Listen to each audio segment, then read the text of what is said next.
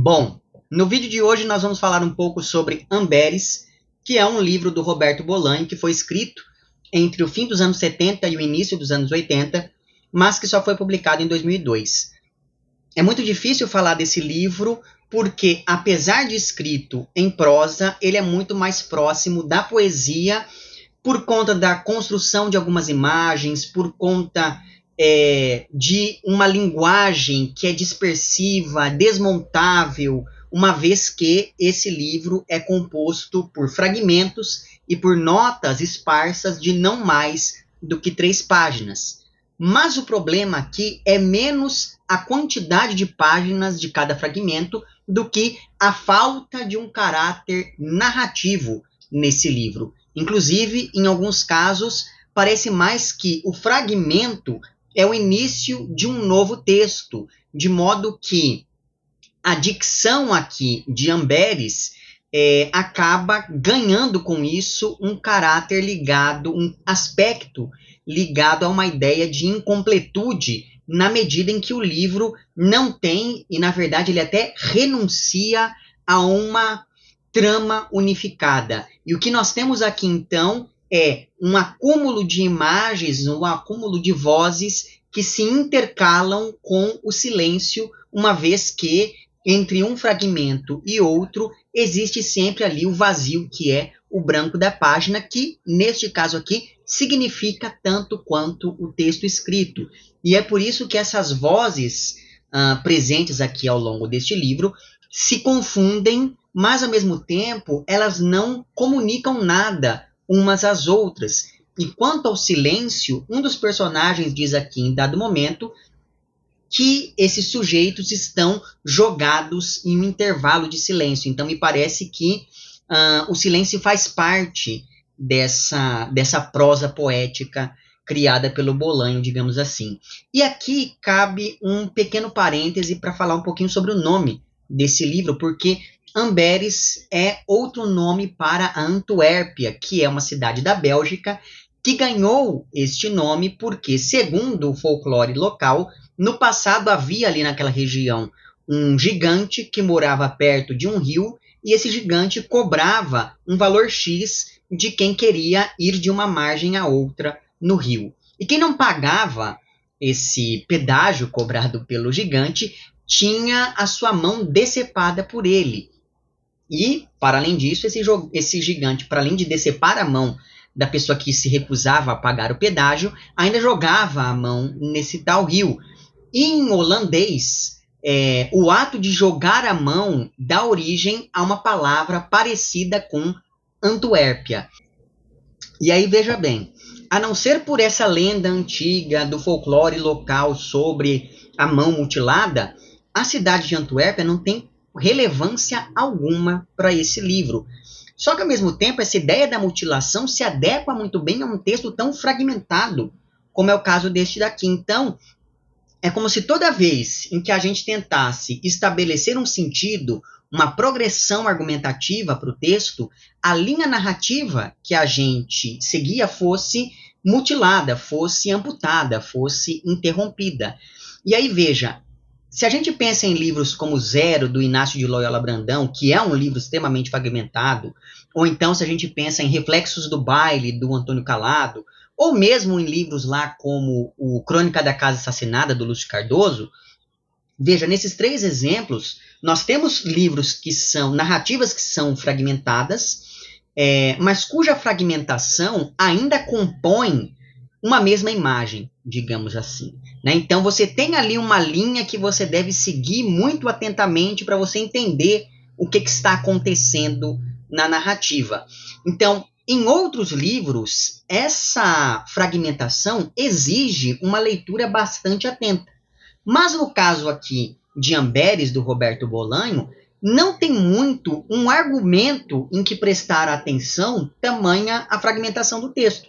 Então, assim, você pode até ler com certa minudência cada um dos fragmentos, mas é sempre muito importante você ter em mente que essa minudência não vai resultar em uma leitura a longo prazo do livro, né? E eu acho que quanto antes você perceber isso, mais você vai aproveitar a sua leitura. Então, não leia o livro pensando assim, não, vou tentar compor de fato todo esse mosaico de vozes que me é apresentado aqui, porque, enfim, esse mosaico, ele é tão dispersivo que ele acaba, enfim, não tendo um centro unificador. E aí, veja, esses cortes abruptos engendram, por conta disso, uma narrativa que é extremamente labiríntica, que se reforça esse aspecto labiríntico do texto, se reforça ainda mais devido às várias digressões e associações de ideias presentes como elemento que acaba ligando ali esses fragmentos todos. Deste modo, existe aqui um efeito de justaposição de cenas, como em um mosaico, que acaba dando a este livro um caráter lúdico de montagem e desmontagem que confunde o que de fato aconteceu e aquilo que os personagens apenas imaginaram. Então, a voz, o pensamento e a memória acabam sendo uma coisa só ao longo desse texto. O romance, então, e aqui eu vou chamar o livro de romance, porque, enfim, o gênero romance é esse gênero elástico, proteico, que permite, então, que nós olhemos para um objeto como este Amberes a partir dessa categoria, né, a partir desse gênero romance. Mas, enfim, esse romance, então, ele pode ser descrito como febril, vertiginoso, descontínuo, justamente por causa dessa linguagem experimental que deforma deliberadamente qualquer noção de linearidade e a partir da qual, a partir dessa linguagem, a fragmentação acaba sendo o único meio possível de organizar esse discurso, o que reduz o espaço ao próprio fragmento. Tanto é assim que os personagens são como fantasmas que transitam ali pelo espaço narrativo de um camping, né? E aqui existe um dado bastante importante, talvez o mais importante do livro, que é a construção de um espaço que se sobrepõe tanto a noção de tempo quanto a noção de trama narrativa. E quando eu me refiro aqui ao espaço, eu também incluo a espacialidade da própria narração. Incluo aqui também essa voz que tece o discurso. Então, em dado momento, por exemplo, o narrador, ou um dos narradores, diz que um camping deve ser o que há de mais parecido com o purgatório. E esse camping aqui, com o qual nós entramos em contato, né, esse camping em que se passam as ações do romance, é um lugar afastado, sem casas por perto, rodeado por um bosque e por estradas vazias que parecem não levar a lugar algum. E ainda pensando nessa região onde se localiza o camping, em um dos fragmentos ela é descrita como um lugar cheio de carros vazios em casas negras como carvão, e nesse mesmo fragmento é dito que naquela região não existem nem povoados e nem bairros operários, ou seja, é um lugar extremamente afastado de tudo. Então parece que os personagens não conseguem sair dali. Quer dizer, na verdade, parece até em alguns momentos que eles não querem sair dali. E por isso mesmo, esses personagens simplesmente esperam por tempo indefinido.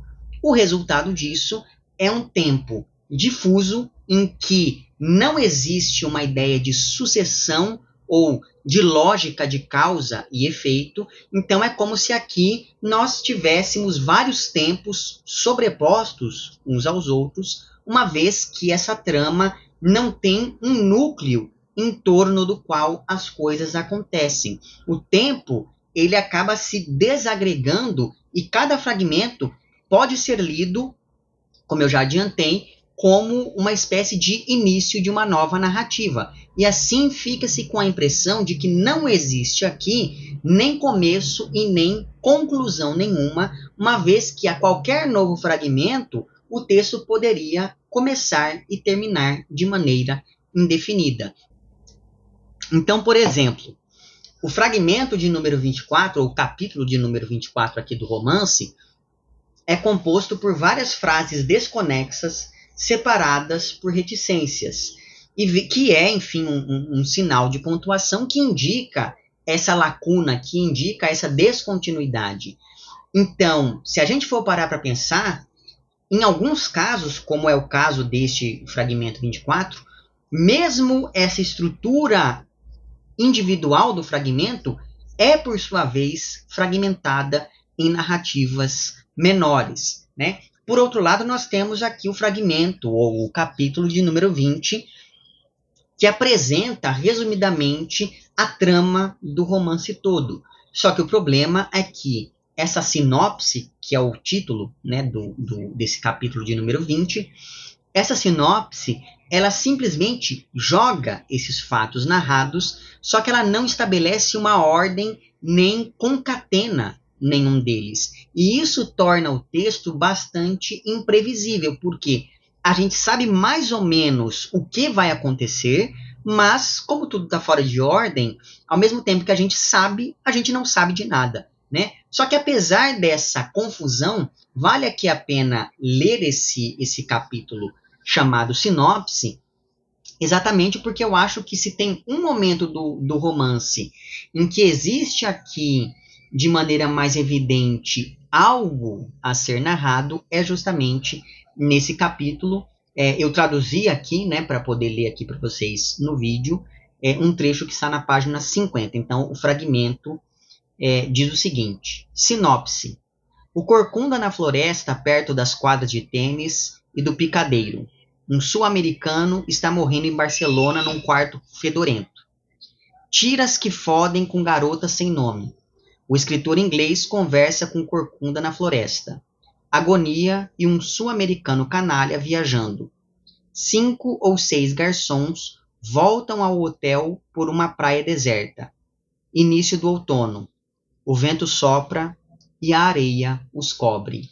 Então veja bem, nós temos aqui, portanto, entrelaçados de um jeito bastante confuso, uma vez que as motivações e as relações entre os personagens estão borradas, nós temos aqui então um escritor inglês que tenta driblar o bloqueio criativo conduzindo sessões de cinema que acontecem de vez em quando ali nas localidades desse camping.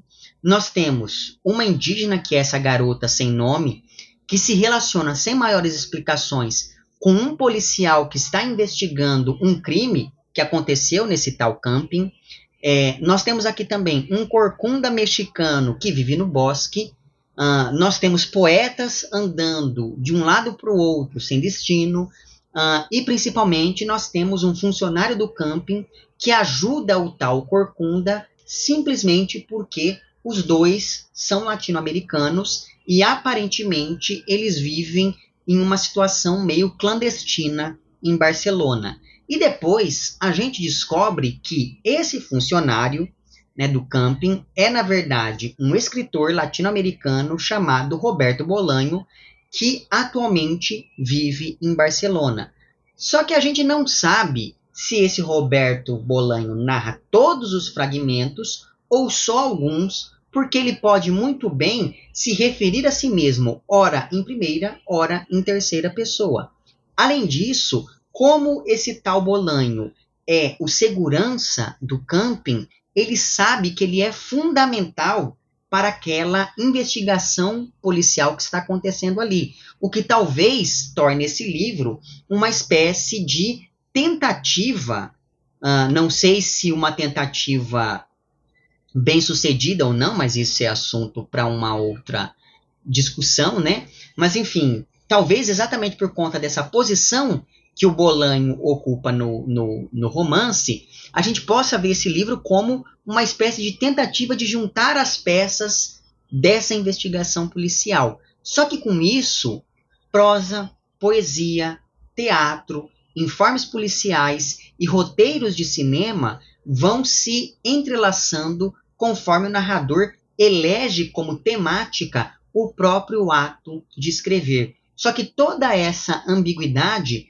não se esclarece, uma vez que o gênero policial aparece aqui muito mais como a enunciação de um mistério a ser resolvido do que como a resolução do mistério em si. E ainda pensando aqui nesse narrador chamado Roberto Bolanho, o livro começa com um texto intitulado Anarquia Total, que em um primeiro momento pode ser lido como uma espécie de prefácio escrito pelo autor, que é o próprio Roberto Bolanho, né? Mas como existe aqui esse narrador-personagem, que também é um escritor latino-americano chamado Roberto Bolanho, talvez esse texto, que é o Anarquia Total, já faça parte da narrativa em si e não seja simplesmente um prefácio, um preâmbulo ao livro. Vale a pena aqui ler esse trecho como um todo, porque ele mobiliza várias questões interessantes, como, por exemplo, a reflexão sobre o tempo, a questão da ilegalidade, o desprezo pela literatura, o consumo da ficção científica, a ideia da linguagem como uma doença e de um texto que se multiplica, assim como também aparece, logo nesse texto intitulado Anarquia Total, essa ideia da relação entre o prazer e o horror. E isso é muito importante porque, ao longo do livro, há várias referências, por exemplo, ao sadomasoquismo, né? Além disso, ainda nesse prefácio, existe aqui uma noção de literatura desterritorializada e que tem o exílio como uma marca principal, uma vez que esse narrador diz que ele se sentia distante de todos os países do mundo, e ao longo do livro nos é dito que esse tal Roberto Bolanho, narrador aqui, estava viajando, mas que o nome secreto dessa viagem dele era, na verdade, exílio. Então, veja só nesse texto chamado Anarquia Total, que em um primeiro momento a gente lê como se fosse um prefácio, já aparecem essas várias discussões que eu julgo interessantíssimas. Então, por conta disso, eu vou ler aqui o trecho como um todo. Eu vou traduzindo enquanto leio, me desculpem por causa disso, né? Mas enfim, então vamos lá. Esse trecho que eu vou ler, ele está entre as páginas 9 e 11, e ele diz o seguinte: escrevi esse livro para mim mesmo e nem disso estou muito seguro. Durante muito tempo, só foram páginas soltas que eu relia e talvez corrigi, e às vezes corrigia, convencido de que não tinha tempo. Mas tempo para quê? Era incapaz de explicar com precisão. Escrevi esse livro para os fantasmas, que são os únicos que têm tempo porque estão fora do tempo. Depois da última releitura que fiz agora mesmo, me dei conta de que não só o tempo importa, de que não só o tempo é motivo de terror. Também o prazer pode aterrorizar. Também o valor pode aterrorizar. Naqueles anos, se bem me lembro, vivia à intempérie e sem permissão de residência, tal como vivem os que moram em castelos. Evidentemente, nunca levei essa novela, ou esse romance, enfim, a nenhuma editora. Teriam cerrado a porta no meu nariz e eu teria perdido uma cópia do texto. Nem sequer a passei a limpo, como se diz. O manuscrito original tem muitas outras páginas. O texto, e isso é muito importante, o texto tendia a se multiplicar e a se reproduzir como uma doença. Minha doença na época era o orgulho, a raiva e a violência. Essas coisas, a raiva e a violência, cansam, e eu passava os dias inutilmente cansado. Durante a noite trabalhava. Durante o dia escrevia e lia. Não dormia nunca. Me mantinha acordado tomando café e fumando. Conheci naturalmente gente interessante, algumas produto das minhas próprias alucinações. Acredito que foi meu último ano em Barcelona. O desprezo que sentia por a assim chamada literatura oficial era enorme, ainda que apenas um pouco maior do que o desprezo que sentia pela literatura marginal. Mas acreditava na literatura. Quer dizer, não acreditava nem no arrivismo, nem no oportunismo, nem nos murmúrios corteses. Acreditava sim nos gestos inúteis e no destino. Ainda não tinha filhos, ainda lia mais poesia do que prosa. Naqueles anos ou naqueles meses, sentia predileção por alguns escritores de ficção científica e por alguns pornógrafos. E aí ele cita aqui alguns nomes de escritores, etc e tal, mas aí ele continua dizendo o seguinte: uma noite concebi um sistema para ganhar dinheiro fora da lei. uma pequena empresa criminal. No fundo, tudo consistia em não se fazer rico rapidamente. Meu primeiro cúmplice, ou projeto de cúmplice, era um amigo argentino tristíssimo. E ele me respondeu com um refrão que mais ou menos dizia que quando alguém está na cadeia ou em um hospital, o melhor é estar também em seu próprio país. Acredito que por conta das visitas. Sua resposta não me afetou no menor dos casos, pois eu me sentia a uma distância equidistante de todos os países do mundo. Mais tarde, abandonei meu plano ao descobrir que era pior que trabalhar em uma fábrica de ladrilhos. Na cabeceira da minha cama havia pregado com um alfinete um papel que dizia, em polonês, anarquia total, que uma amiga daquele país havia escrito para mim. Não acreditava que ia viver para além dos 35 anos. Era feliz. Logo chegou 1981 e sem que eu me desse conta, tudo mudou. Isso daqui é um texto que foi escrito, então, ou pelo menos a data que aparece aqui, é 2002. Tudo isso, todos esses fatores presentes nesse trecho que eu acabei de ler e ainda presentes ao longo dessa minha fala sobre o livro, tudo isso faz com que Amberes seja um romance rizomático, uma vez que a estrutura dele é aberta e não apresenta nenhum tipo de progressão narrativa, tendo em vista que, conforme o próprio narrador, a linguagem, ou pelo menos conforme um desses narradores, a linguagem vai aos poucos se desregrando, desagregando geometricamente. E aqui eu tenho que abrir um parênteses para explicar essa noção de rizoma, que é um termo que o Deleuze e o Guattari emprestam da biologia para se referir a textos cuja organização não se regula a partir de uma lógica hierárquica, uma vez que nesse tipo de texto rizomático não existe um centro único. Eles falam sobre essa noção de rizoma no volume 1 dessa coleção chamada Mil Platôs, e aí eu gostaria de ler aqui um trecho que está na página 43 dessa minha edição, que sai no Brasil pela editora 34. Então, os autores dizem o seguinte, eu vou ler vários trechos da mesma página. Resumamos os principais caracteres de um rizoma.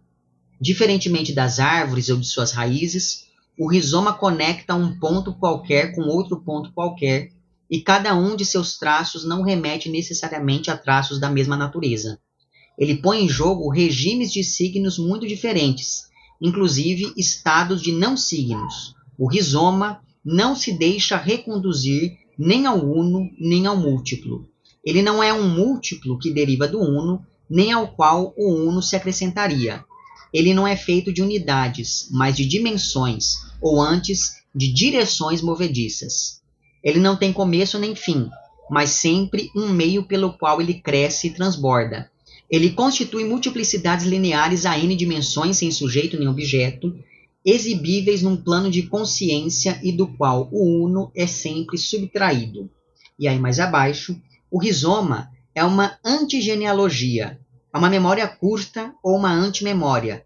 O rizoma procede por variação, expansão, conquista, captura, picada. Oposto ao grafismo, ao desenho ou à fotografia, oposto aos decalques, o rizoma se refere a um mapa que deve ser produzido, construído, sempre desmontável, conectável, reversível, modificável, com múltiplas entradas e saídas, com suas linhas de fuga. Contra os sistemas centrados e mesmo policentrados de comunicação hierárquica e ligações preestabelecidas, o rizoma é um sistema acentrado, não hierárquico e não significante. E é por isso que, ao longo aqui desse romance do Bolanho, não existem muitas explicações para o que acontece ou para o modo como esses personagens se comportam ou se relacionam uns com os outros. É como se cada capítulo fosse uma ilha independente e o próprio livro fosse aquilo que o Deleuze e o Guattari chamaram de mapa aberto e desmontável. Por tudo isso, como eu já disse desde o início aqui dessa minha fala, apesar desse livro ser interessante, ele oferece várias complicações ao longo da leitura. Então, por exemplo, se textos como O Noturno do Chile ou então A Literatura Nazista na América, para os quais já há comentários meus por aqui, eu vou deixar o link para esses comentários na descrição, mas enfim, se esses livros têm sim um caráter experimental, esse é de um experimentalismo de outra ordem, na medida em que ele não exclui o encadeamento narrativo de cada um desses dois romances. Por outro lado, aqui em Amberes, o experimentalismo vai justamente na direção da ausência da narratividade, de uma fragmentação tão absoluta que rompe toda e qualquer progressão nesse texto. Daí a dificuldade que se apresenta a quem vai ler um livro como esse. Então, veja bem, esse livro ele estava na minha meta literária agora de 2024, mas é aquilo, se você aí não conhece nada do Bolanho, talvez seja o caso de você ler primeiro outros livros antes de chegar aqui a este Amberes. Agora, para você aí que já está familiarizado com as obras desse autor, aí sim acho que vale a pena você dar uma chance aqui a este livro, certo? Enfim, eu vou deixar certinho as referências que eu utilizei aqui sobre a questão do rizoma na descrição, onde constarão também os links para esses outros vídeos que fiz sobre as obras do Bolanho, e na descrição constará também o link para o meu perfil no Apoia-se. E assim, caso você possa e queira contribuir para esse meu trabalho por aqui, basta você entrar em contato com os planos de apoio e também com as recompensas equivalentes a cada um desses planos. Agora, para você que quer contribuir, mas que não pode fazê-lo financeiramente, basta você mostrar para o algoritmo que o meu conteúdo é relevante de algum modo. Então curta, compartilhe, comente, etc e tal, certo? Vemo-nos então nos próximos vídeos e um amplex.